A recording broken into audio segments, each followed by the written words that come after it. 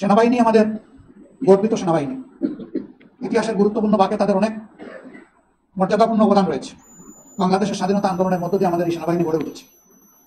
কোনোভাবে কোনো কার্যক্রমের মাধ্যমে, কারো কোনো পদক্ষেপের মাধ্যমে আমাদের এই গর্বের প্রতিষ্ঠান বিতর্কিত হোক, এটা আমরা চাই না। আমরা চাই যে এই প্রতিষ্ঠানের মর্যাদা উৎপন্ন রেখে তারা দেশ এবং জাতির সেবায় তারা নিয়োজিত থাকবেন। এতেই দেশের গৌরব, সেনাবাহিনীরও গৌরব। আমরা আমাদের সেনাবাহিনীকে সেই গৌরবের জায়গায় রাখতে চাই এবং এই জায়গা কেউ ক্ষতিগ্রস্ত করবেন না, সেই দিকে আমরা আশা রাখতে চাই। সেনাবাহিনীকে নিয়ে যে কোনো ধরনের মন্তব্য করা থেকে বিরত থাকা উচিত বলে আমরা মনে করি। প্রধান উপদেষ্টা বলেছেন, একাধিকবার বলেছেন, জাতীয় নির্বাচন তিনি এই বছরের ডিসেম্বর থেকে আগামী বছরের জুনের মধ্যে সম্পন্ন করতে চান। আমরা বারবার বলেছি, তাই তার এই কথার উপরে আমরা আস্থা রাখতে চাই এবং আস্থা রেখে এটার জন্য আমাদের বিবেচনায় সুইটেবল টাইম কি হতে পারে আমরা সেইটাও ফ্লেক্সিবলি বলেছি। আমরা তাকে বাধ্য করতে চাই না। আমরা কেন বাধ্য করতে যাব? কারণ তিনি তো সকলদের দ্বারা সমর্থিত। আমরাই তো তাকে এই দায়িত্ব সবাই মিলে দিয়েছি, কিন্তু জোর করে নেননি আমাদের কাছ থেকে। আমাদের দেশ কয়েক দশক ধরে পার্শ্ববর্তী মায়ানমারের আরাকানে যারা একসময় বংশ পরম্পরায় জন্মসূত্রে বসবাস করে সে দেশের নাগরিক ছিলেন, যুগের পর যুগ, এমনকি শতাব্দীর পর শতাব্দী অত্যন্ত নির্মমভাবে তাদের উপর কষাঘাত করে জোর করে বাংলাদেশে তাদেরকে ঠেলে দেওয়া হয়েছে। অসংখ্য মানুষকে খুন করা হয়েছে, মা বোনদেরকে বেইজ্জত করা হয়েছে, অসংখ্য মানুষের ঘর বাড়ি সহায় সম্পত্তি জ্বালিয়ে পুড়িয়ে কেড়ে নিয়ে তাদেরকে নিঃস্ব করে দেওয়া হয়েছে। এই সমস্যাটার অবশ্যই মানবিক যুক্তিপূর্ণ সমাধান হওয়া উচিত এবং আমরা মনে করি তাদেরকে তাদের নিজ দেশে মর্যাদার সাথে নিরাপত্তার সাথে ফিরিয়ে নেওয়ার মধ্যেই একমাত্র সমাধান নিহিত রয়েছে। আরও দুইটি স্পর্শকাতর বিষয় সম্প্রতি আলোচনায় আছে। একটি হচ্ছে মানবিক করিডোরের নামে একটা উদ্যোগ। আমরা সর্বপ্রথম এটি আমাদের নলেজে আসার সাথে সাথেই আমরা বলেছি এর সাথে জাতীয় নিরাপত্তার বিষয় জড়িত। সুতরাং এই বিষয়টি ভেবে চিন্তে আগাতে হবে, হুট করে এটাতে কোনো কিছু করা যাবে না। এখন দেশে পার্লামেন্ট নাই, একটা অন্তর্বর্তীকালীন সরকার উপদেষ্টা পরিষদের মাধ্যমে পরিচালিত হচ্ছে। উপদেষ্টা পরিষদ মেনে নিলাম যে তারা মন্ত্রী পরিষদের বিকল্প, কিন্তু পার্লামেন্টও নাই। সেই পার্লামেন্টটা হতে পারত জনগণের প্রতিনিধিত্বকারী দেশপ্রেমিক সংগঠনগুলো। সরকার তাদের সাথে এই ব্যাপারে লোকে বসা উচিত এবং সকল পক্ষের সাথে না বসে এই ধরনের কোনো উদ্যোগ নেওয়া দেশের জন্য কল্যাণকর হবে না। আমরা আশা করবো যে এই ব্যাপারে সরকার যথাযথ গুরুত্ব দেবেন এবং রাজনৈতিক দলসমূহের সাথে বসে, আরও যারা অংশীদার আছেন তাদের সাথে বসে, যারা সিকিউরিটি এক্সপার্ট আছেন তাদের সাথে বসে এই বিষয়ে সিদ্ধান্ত নেওয়া যেতে পারে। অথবা বিষয়টি যেহেতু অনেক বড়, এটাকে পরবর্তী নির্বাচিত সংসদের উপর ছেড়ে দেওয়া যেতে পারে, সেটাই উত্তম হবে। বন্দর ব্যবস্থাপনারও একটা বিষয় সামনে এসেছে। এটা একটা বিশাল বিষয়। আমাদের দেশের লাইফলাইন হলো চট্টগ্রাম বন্দর থেকে সারা দেশ। এটি আমাদের প্রধান সমুদ্র বন্দর। এই বন্দরে উপরে নির্ভর করছে বাংলাদেশের অনেক কিছু। গোটা বৈদেশিক বাণিজ্য এটার উপর 70% ঊর্ধ্বে নির্ভরশীল। এরকম একটা বন্দর ব্যবস্থাপনারও কোনো সিদ্ধান্ত নেওয়া হঠাৎ করে এটা সমীচীন হবে বলে আমরা মনে করি না। 90-এর গণ আন্দোলনের পরে, গণ অভ্যুত্থানের পরে যে নির্বাচনটি অনুষ্ঠিত হয়েছিল, তখনও সংবিধানে কোনো প্রভিশন ছিল না এই ধরনের সরকারের। কিন্তু রাজনৈতিক দলগুলোর অক্ষমতার ভিত্তিতে সরকার গঠিত হয়েছিল এবং সেই সরকার একটা অর্থবহ নির্বাচন উপহার দিয়েছে। বাংলাদেশের ইতিহাসে এটাকেই বলা হয় সবচেয়ে সুন্দর নির্বাচন। এবারকার প্রত্যাশা আর অনেক বেশি, কারণ সেই নির্বাচনের আগে যে গণ আন্দোলন হয়েছে সেখানে এত জানমালের ত্যাগ কুরবানি জনগণকে পেশ করতে হয়নি। এবার জানমালের বিপুল সংখ্যক বা বিপুল পরিমাণ ত্যাগ কুরবানির মাধ্যমে এই অর্জন। সুতরাং নির্বাচন অবশ্যই হতে হবে সুষ্ঠু, নিরপেক্ষ, গ্রহণযোগ্য। যারা গত 15.5 বছর ধরে এই দেশে মানুষকে গুম করেছেন, জনগণের সম্পদ লুণ্ঠন করেছেন, তাদের বিচারের প্রক্রিয়াটা দৃশ্যমান হতে হবে। আমরা জানি বিচারের জন্য সময় লাগবে। এটা অন্তর্বর্তীকালীন সরকারের সময়ে পুরা বিচার হয়ে যাবে এটা কেউ দাবি করে না, কিন্তু বিশ্বাসযোগ্য দৃশ্যমান কিছু কাজ তো সামনে আসতে হবে। সেরকম কিছু এখনো জনগণ দেখতে পাচ্ছে না। আলহামদুলিল্লাহ রাব্বিল আলামিন ওয়াসসালাতু ওয়াসসালামু আলা রাসূলিহিল কারীম ওয়া আলা আলিহি ওয়া সাহবিহি ওয়া আহলি বাইতি আজমাইন। বাংলাদেশ জামাত ইসলামের ষান্মাসিক কেন্দ্রীয় মজলিসে শুরার এই অধিবেশনে উপস্থিত সহকর্মী নেতৃবৃন্দ, মজলিসে শুরার সদস্য এবং সদস্যা ভাই ও বোনেরা, সাংবাদিক বন্ধুগণ, আমন্ত্রিত অতিথিবৃন্দ, আল্লাহ তাবারক ওয়া তাআলার অগণিত শুকরিয়া আদায় করছি যে আল্লাহ রাব্বুল আলামিন আজকের এই অধিবেশনে আমাদেরকে মিলিত হওয়ার তৌফিক এনায়েত করেছেন, আলহামদুলিল্লাহ। আপনারা জানেন আমাদের প্রিয় জন্মভূমি বাংলাদেশ স্বাধীনতার পর এক এক করে 54 বছর অতিক্রম করেছে। এই দীর্ঘ পথ পরিক্রমায় অসংখ্য মানুষের সীমাহীন আত্মত্যাগ, কুরবানি এবং তাদের ভূমিকা জড়িয়ে আছে। প্রিয় বাংলাদেশকে আজকের এই অবস্থায় আসা পর্যন্ত দেশের অভিযাত্রায় যারা যেখানে যে অবদান রেখেছেন তাদের সকলের প্রতি আমরা গভীর কৃতজ্ঞতা জ্ঞাপন করছি। 71-এর মুক্তিযুদ্ধ থেকে শুরু করে 24-এর গণ অভ্যুত্থান পর্যন্ত এই দীর্ঘ পথ পরিক্রমায় বাংলাদেশের অনেক কিছু অর্জন করার ছিল, হয়তোবা তার কিছু অর্জিত হয়েছে, কিন্তু একটি স্বাধীন দেশের নাগরিক হিসেবে জনগণের যে প্রত্যাশা ছিল সেই প্রত্যাশার মূল জায়গাগুলোই আজকে অপূরণ থেকে গিয়েছে। প্রিয় দেশের বুকে আইনের শাসন প্রতিষ্ঠিত হয়নি, নাগরিকদের মানবাধিকার নিশ্চিত হয়নি, দেশের স্বাধীনতা এবং সার্বভৌমত্বকে যারা দেশ শাসন করেছেন তারা সেভাবে হেফাজত করতে পারেননি। দফায় দফায় বিরোধী দল এবং মতকে দমন করতে গিয়ে সেখানে মানুষের সমস্ত অধিকারকে লঙ্ঘন করা হয়েছে, দমন করা হয়েছে। অত্যন্ত নির্মম কায়দায় স্বাধীন একটি দেশে 24-এ যা ঘটেছে তার সাক্ষী বাংলাদেশের আপামর জনগণ সহ গোটা বিশ্ববাসী। এর আগে যারা ক্ষমতায় ছিলেন তারা টানা 15 বৎসর এই দেশকে দুঃশাসন উপহার দিয়েছিলেন।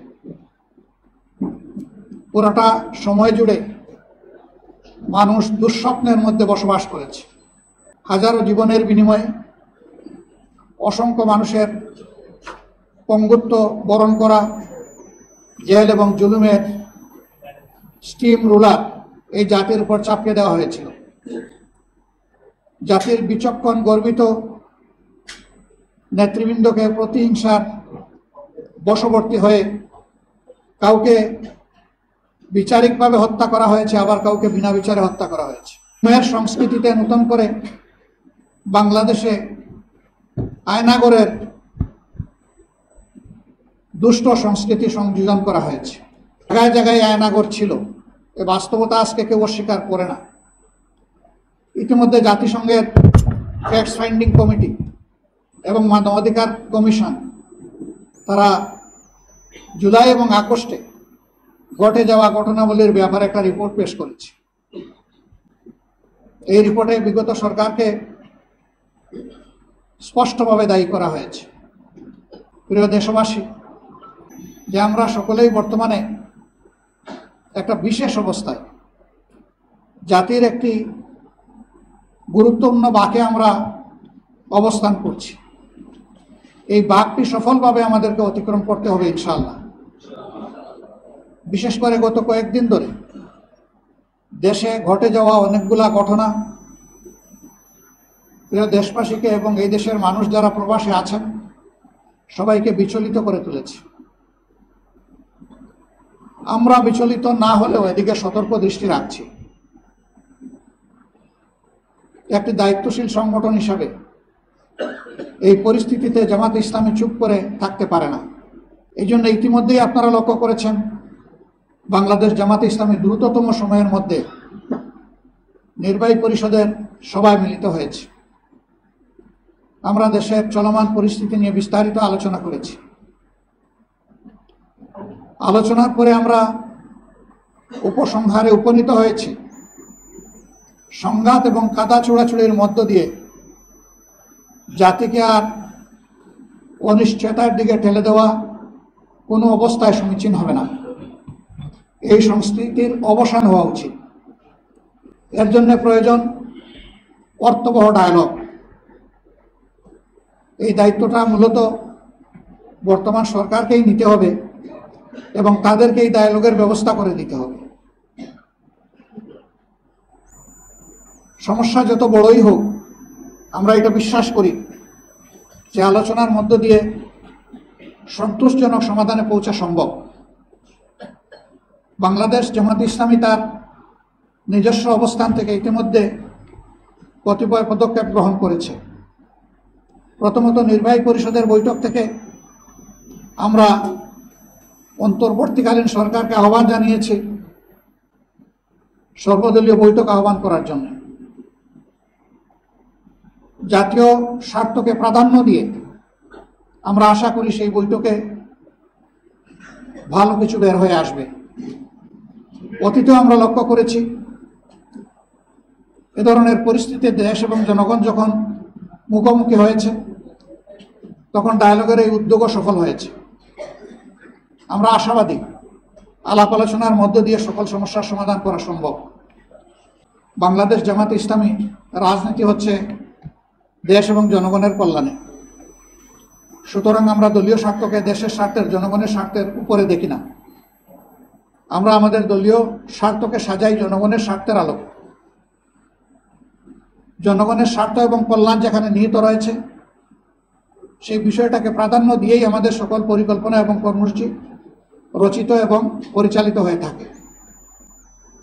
এই ক্ষেত্রেও আমরা বিভিন্ন দলের সাথে আমাদের দলের পক্ষ থেকে পারস্পরিক আলোচনার মাধ্যমে সন্তোষজনক সমাধানে পৌঁছার জন্য আমরা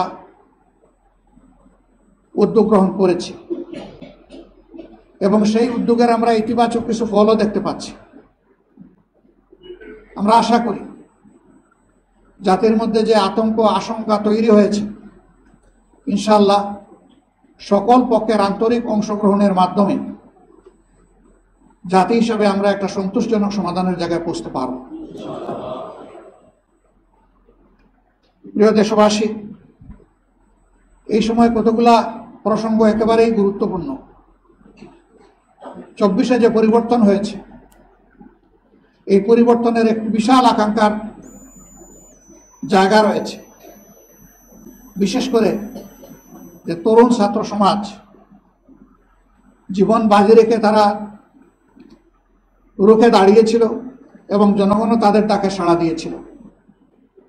জনগণ মনে করে বিগত সরকার আমলে মানুষের সকল অধিকার কেড়ে নেওয়া হয়েছিল, বিশেষ করে ভোটের অধিকারকে একেবারেই কেড়ে নেওয়া হয়েছিল।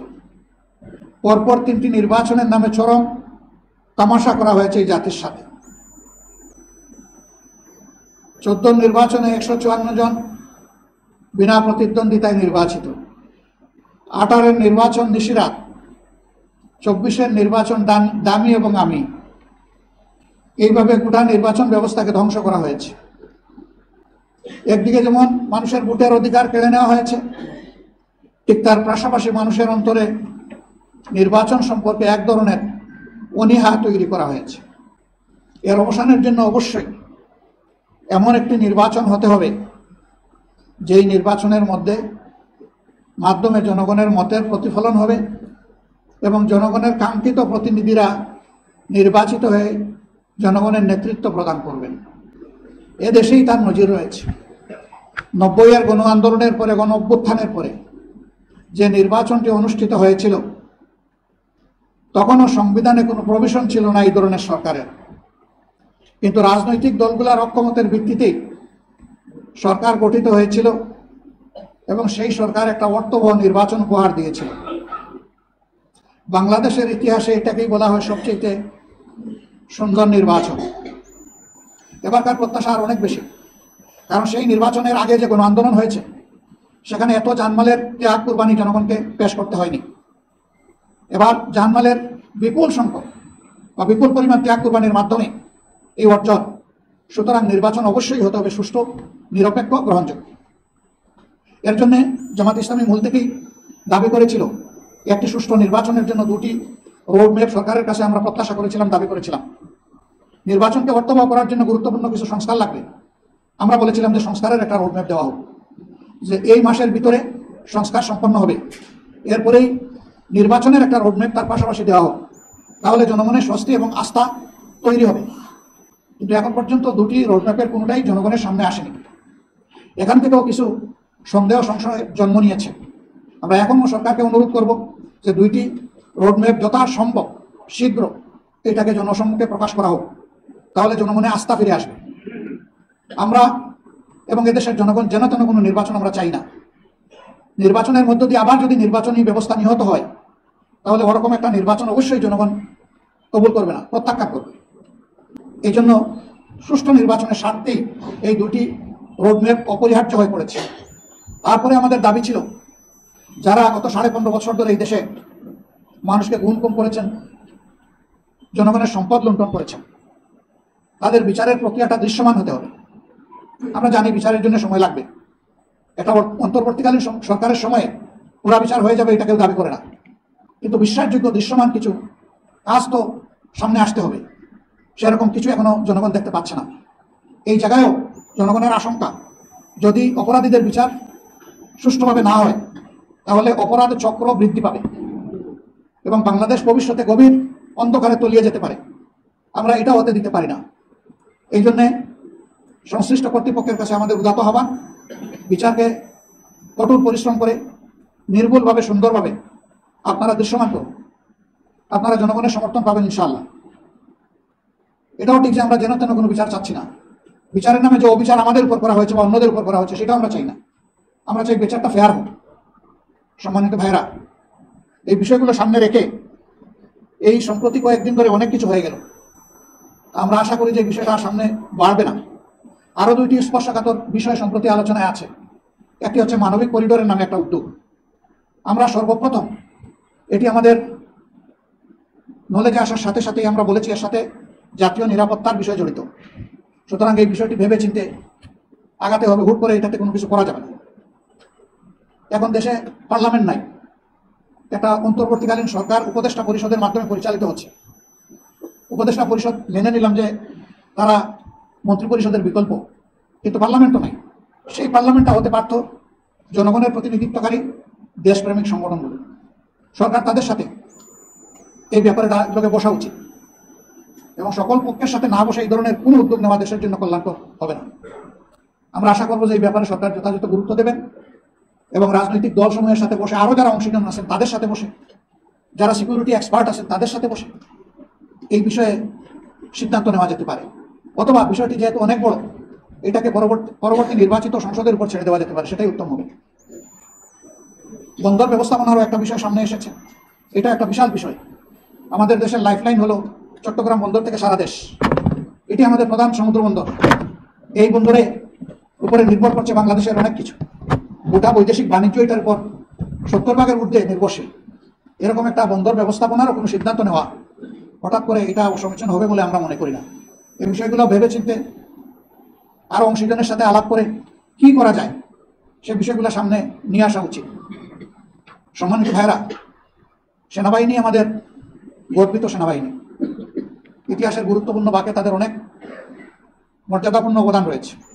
বাংলাদেশের স্বাধীনতা আন্দোলনের মধ্য দিয়ে আমাদের এই সেনাবাহিনী গড়ে উঠেছে। কোনোভাবে কোনো কার্যক্রমের মাধ্যমে, কারো কোনো পদক্ষেপের মাধ্যমে আমাদের এই গর্বের প্রতিষ্ঠান বিতর্কিত হোক, এটা আমরা চাই না। আমরা চাই যে এই প্রতিষ্ঠানের মর্যাদা উৎপন্ন রেখে তারা দেশ এবং জাতির সেবায় তারা নিয়োজিত থাকবে। এতেই দেশের গৌরব, সেনাবাহিনীরও গৌরব। আমরা আমাদের সেনাবাহিনীকে সেই গৌরবের জায়গায় রাখতে চাই এবং এই জায়গা কেউ ক্ষতিগ্রস্ত করবেন না সেই দিকে আমরা আশা রাখতে চাই। সেনাবাহিনীকে নিয়ে যে কোনো ধরনের মন্তব্য করা থেকে বিরত থাকা উচিত বলে আমরা মনে করি। এই বিষয়টা একটা দেশের সার্বিক নিরাপত্তার সাথে সংশ্লিষ্ট। সেনাবাহিনীকে বিতর্কিত করলে একটা স্বাধীন দেশ বড় ধরনের ঝুঁকিতে পড়তে পারে। আমরা সেই সমূহ বিতর্ক থেকে আমাদের প্রিয় গর্বিত সেনাবাহিনীকে আমরা মুক্ত রাখতে চাই। সম্মানিত ভাইয়েরা, আজকে পরিবর্তনের 9 মাস অতিক্রান্ত হয়েছে। আমাদের প্রধান উপদেষ্টা বলেছেন, একাধিকবার বলেছেন, জাতীয় নির্বাচন তিনি এই বছরের ডিসেম্বর থেকে আগামী বছরের জুনের মধ্যে সম্পন্ন করতে চান। আমরা বারবার বলেছি, তাই তার এই কথার উপরে আমরা আস্থা রাখতে চাই এবং আস্থা রেখে এটার জন্য আমাদের বিবেচনায় সুইটেবল টাইম কি হতে পারে আমরা সেইটাও ফ্লেক্সিবলি বলেছি। আমরা তাকেও বাধ্য করতে চাই না। আমরা কেন বাধ্য করতে যাব? কারণ তিনি তো সকল দলের দ্বারা সমর্থিত। আমরাই তো তাকে এই দায়িত্ব সবাই মিলে দিয়েছি। তিনি তো জোর করে নেননি আমাদের কাছ থেকে। তিনি তো আমাদের প্রতিপক্ষ না। তিনি এখন সরকারের অভিভাবক। এ দায়িত্ব সকল রাজনৈতিক দল এবং অংশীজন স্বেচ্ছায় আমরা তার উপর অর্পণ করেছি। আমাদের দায়িত্ব তাকে সহযোগিতা করা, তার সার্বিক কাজে আমরা আমাদের জানা মতো আমাদের পক্ষ থেকে আমরা কোনো ধরনের কোনো সহযোগিতা করিনি, বরঞ্চ যতটুকু আমাদের যেখানে সম্ভব আমরা সেই সহযোগিতা করেছি। অন্যান্য রাজনৈতিক অংশীদারের প্রতি, সংগঠনগুলোর প্রতি আমরা আহ্বান জানাই যে এই সরকার যেহেতু আমাদের সকলের সরকার, আসুন আমরা সবাই মিলে তাকে সহযোগিতা করি। সবাই মিলে যদি সহযোগিতা করি আর সরকারও যদি স্বতঃস্ফূর্তভাবে আমাদের সহযোগিতা গ্রহণ করে, তাহলে আমরা মনে করি যে সমস্যা যাই সামনে আসুক সমাধান তার অতি সহজ।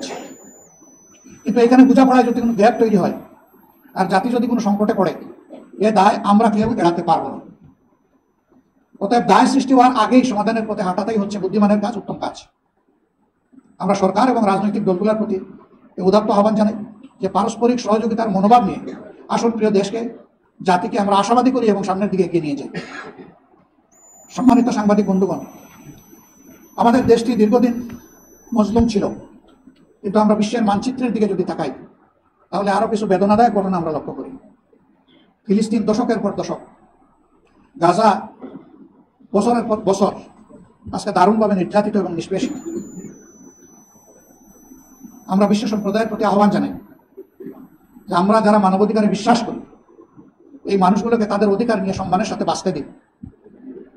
তার অধিকার যদি হরণ করেন তাহলে মানবাধিকারের কথা আমাদের মুখে মানায় না। এ পর্যন্ত যা ঘটেছে তার পুঙ্খানুপুঙ্খ তদন্ত হোক জাতিসংঘের মাধ্যমে, এবং যারা যেখানে যতটুকু সীমা লঙ্ঘন করেছেন, অপরাধ করেছেন, তাদেরকে বিচারের আওতায় নেওয়া উচিত। যুদ্ধ বিরতি নয়, যুদ্ধ বন্ধ। আমাদের দাবি যুদ্ধ বিরতি নয়, বিরতির মানে এরপরে বিরতি দিয়ে আবার শুরু করে দেবে, এটাই হচ্ছে। আমরা যুদ্ধ বিরতি চাই না, আমরা যুদ্ধ বন্ধ চাই, কোনো যুদ্ধ না হোক। এটা বিশ্বসভার উদ্যোগেই, জাতিসংঘের উদ্যোগেই, এটাও ডায়ালগের মাধ্যমে সকল সমাধান করা সম্ভব। বিশ্বের অধিকাংশ দেশ এখানে দ্বিরাষ্ট্রের থিওরিতে সমর্থন জানিয়েছে, সেটাকে যৌক্তিকভাবে আলোচনার মাধ্যমে সমাধানে পৌঁছা উচিত। তা না করে আবার বৃদ্ধ বনিতা, শিশু এবং নারীদের লাশ এবং রক্ত দিয়ে গোটা গাজা এবং ফিলিস্তিনকে ভরে দেওয়া হবে, এটা মানব জাতির বিবেকবান অংশ হিসেবে আমরা মানতে পারি না, কখনো মেনে নেব না। আমরা দাবি করি যে এখন এগুলো বন্ধ হওয়া উচিত। যাদেরকে নিষ্পাপ মানুষকে নির্মমভাবে হত্যা করা হয়েছে, আমরা তাদের পরিবার পরিজনের প্রতি গভীর সমবেদনা জানাই এবং আল্লাহর দরবারে দোয়া করি আল্লাহ তাদেরকে শহীদ হিসাবে কবুল করুন। অভ্যুত্থানের যন্ত্রণা নিয়ে যারা এখন চলছেন, রব্বুল আলামিন তাদেরকেও সুস্থতার নিয়ামতে নায়াত করুন এবং এই সমস্যার সমাধান হোক, আমরা দোয়া করি। সিরিয়াকে নিয়ে নতুন অনিশ্চয়তা যেটা দেখা দিয়েছে, এটা এখানেই থেমে যাওয়া উচিত। সিরিয়ার জনগণকে তাদের ভাগ্য নির্ধারণ করার সুযোগ দেওয়া উচিত। বাইরের হস্তক্ষেপ বন্ধ করা উচিত। সকল হস্তক্ষেপ বন্ধ করে আমরা নিজের দেশকে যেভাবে নিজে চালাতে চাই, সিরিয়াবাসীকেও তাদের দেশ তাদেরকে চালানোর অধিকার দেওয়া উচিত। সেখানে যে কোনো ধরনের হস্তক্ষেপ আসলে অগ্রহণযোগ্য।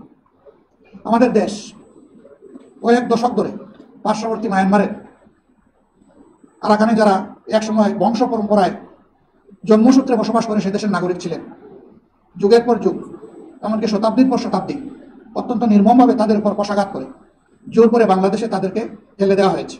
অসংখ্য মানুষকে খুন করা হয়েছে, মা বোনদেরকে বেইজ্জত করা হয়েছে, অসংখ্য মানুষের ঘর বাড়ি সহায় সম্পত্তি জ্বালিয়ে পুড়িয়ে কেড়ে নিয়ে তাদেরকে নিঃস্ব করে দেওয়া হয়েছে। এই সমস্যাটার অবশ্যই মানবিক যুক্তিপূর্ণ সমাধান হওয়া উচিত এবং আমরা মনে করি তাদেরকে তাদের নিজ দেশে মর্যাদার সাথে, নিরাপত্তার সাথে ফিরিয়ে নেওয়ার মধ্যেই একমাত্র সমাধান নিহিত রয়েছে। বাংলাদেশের মতো একটা ছোট্ট দেশের বুকে তাদেরকে ধারণ করা যুগের পর যুগ আসলেই দেশের জন্য এটি একটি ঝুঁকির ব্যাপার। আমরা বিশ্ব সম্প্রদায়কে অনুরোধ করব, রিলিফের নামে যে সহযোগিতা দিচ্ছেন তার জন্য আমরা অভিনন্দন জানাই, কিন্তু এটা প্রকৃত কোনো সমাধান নয়। সমাধান হবে তাদেরকে তাদের দেশে গর্বের সাথে, সম্মানের সাথে এবং নিরাপত্তার সাথে ফিরিয়ে দেওয়ার ব্যবস্থা করা। আমরা এই ক্ষেত্রে বিশ্বের সকল শান্তিকামী রাষ্ট্রের আমরা সহযোগিতা প্রত্যাশা করি। সম্মানিত সাংবাদিক বন্ধুগণ এবং মজলিসের শুরার সদস্যবৃন্দ, বাংলাদেশ জামাত ইসলামী একটি দায়িত্বপরায়ণ সংগঠন হিসাবে আমি আগেই বলেছি যে আমরা আমাদের সকল কর্মসূচি পরিকল্পনা জনকল্যাণের স্বার্থে নিয়ে থাকি। এই সময়টা বিশেষ করে আপনারা যারা এখানে এসেছেন, তৃণমূলের নেতৃত্ব আপনারা প্রদান করে থাকেন। পুরা সংগঠন এই সময় আমাদের প্রত্যেকটি সদস্য যেন দায়িত্বশীল আচরণ করেন, সেই দিকে সংগঠনকে খেয়াল রাখতে হবে। কোনো স্তরে আমাদের দ্বারা সমাজের সৌন্দর্য এবং শৃঙ্খলার কোনো হানি হয়, শান্তি বিনষ্ট হয়, আমাদের একজন সমর্থক যেন সেই কাজে না জড়াতে পারে, সেই ব্যাপারে আমি আপনাদের সকলকে সতর্ক আন্তরিক দৃষ্টি রাখার জন্য অভিভাবক হিসাবে আপনারা অভিভাবক হয়েই দৃষ্টি রাখবেন, সেই প্রত্যাশা আপনাদের কাছে ব্যক্ত। সম্মানিত সহকর্মীবৃন্দ, বাংলাদেশকে জনপ্রত্যাশার জায়গায় পৌঁছে নেওয়ার জন্য আমাদের প্রিয় সংগঠনটি অনেক ত্যাগ স্বীকার করেছে, আরও ত্যাগ স্বীকারের জন্য আমাদেরকে প্রস্তুত থাকতে হবে। আমরা সব কিছুর বিনয়ে চাই আল্লাহ তাআলার দেওয়া বিধান, যে বিধান সমস্ত মানুষ নয়, সমস্ত সৃষ্টির কল্যাণে নাজিল করা হয়েছে, এই বিধানের মাধ্যমেই বাংলাদেশের আগামীর ফয়সালা হোক, সেটা আল্লাহর কাছে আমরা দোয়া করি। এই বিধানের আওতায় বাংলাদেশের প্রত্যেকটি নাগরিক, তিনি যে দল বা ধর্মের হোক না কেন, অবশ্যই তিনি নিরাপত্তা লাভ করবেন। জীবনের নিরাপত্তা, ইজ্জতের নিরাপত্তা, সম্পদের নিরাপত্তা, তার পাশাপাশি সকল মানবিক এবং নাগরিক অধিকার নিয়ে মর্যাদার সাথে এদেশে বসবাস করার অধিকার কেবল আল্লাহ তাআলার বিধানই মানুষকে নিশ্চিত করতে পারে।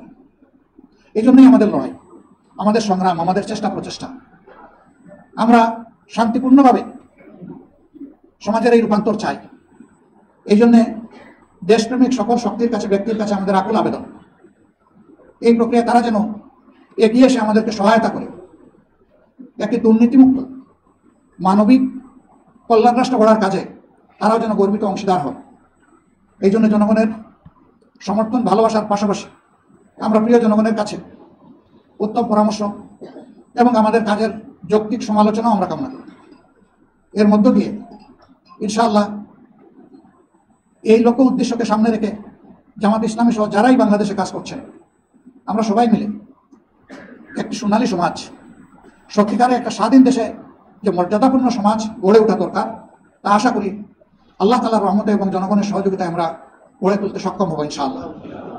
এই প্রত্যাশা ব্যক্ত করে সাংবাদিক বন্ধুরা সাধারণত এই সময়ে তাদের জন্য একটা যুদ্ধ, তারা গভীর রাত পর্যন্ত দায়িত্ব পালন করেন, পেশাগত দায়িত্ব। দিবসের এই প্রথম অংশটা তারা একটু বিশ্রাম নেয়। আমরা আপনাদেরকে কষ্ট দিয়ে অতি সকালে আজকে এখানে নিয়ে এসেছি। আল্লাহ তাআলা এই জন্য আপনাদেরকে উত্তম প্রতিদান দান করুক, আমরা দোয়া করি। সাংবাদিকরা সমাজের অত্যন্ত গুরুত্বপূর্ণ অঙ্গ, চতুর্থ স্তম্ভ বলা হয়। রাষ্ট্রের 3টা স্তম্ভের পরেই সাংবাদিকতার জগৎকে সারা বিশ্বই সম্মানের জায়গায় স্থাপন করেছে। এখানে রাজনীতিবিদ এবং সাংবাদিকদের বোঝাপড়াটা খুবই গুরুত্বপূর্ণ। এই ক্ষেত্রে সাংবাদিকদের ইতিবাচক ভূমিকা একটা সমাজকে কাঙ্ক্ষিত লক্ষ্যের দিকে এগিয়ে দিতে পারে। আমরা আমাদের বন্ধুদের কাছে ইতিবাচক ভূমিকাই প্রত্যাশা করব এবং আপনাদের এই অভিযাত্রায় আমাদের যে কোনো ধরনের সমর্থন এবং সহযোগিতা অব্যাহত থাকবে ইনশাআল্লাহ। আমরা কালোকে কালো বলি, সাদাকে সাদা বলি, এইভাবে একটা সাদা সমাজ গঠনের জন্য আমরা সবাই ঐক্যবদ্ধ হই। আল্লাহ রাব্বুল আলামিন প্রিয় দেশকে সকল ধরনের ক্ষতির হাত থেকে রক্ষা করুন, সকল ধরনের ষড়যন্ত্রের কবল থেকে আল্লাহ হেফাজত করুন এবং মিলেমিশে উদার মন নিয়ে আমাদের সম্মানিত রাজনৈতিক দল এবং দলের নেতৃবৃন্দ আমরা সাথে যাতে দেশের স্বার্থকে সমুন্নত করতে পারি, দলীয় স্বার্থের ঊর্ধ্বে দেশের স্বার্থকে আমরা স্থান দিতে পারি। এই লক্ষ্যে আমরা যেন জাতীয় স্বার্থে এক হয়ে আগামীর দিনে পথ চলতে পারি, জাতীয় স্বার্থের জায়গায় যেন আমাদের মধ্যে কোনো বিভাজন না থাকে, সেই মহান পক্ষের আহ্বান জানিয়ে আমার উদ্বোধনী বক্তব্য এখানেই শেষ করছি। আল্লাহ হাফিজ। বাংলাদেশ জিন্দাবাদ, বাংলাদেশ জামাত ইসলামী জিন্দাবাদ।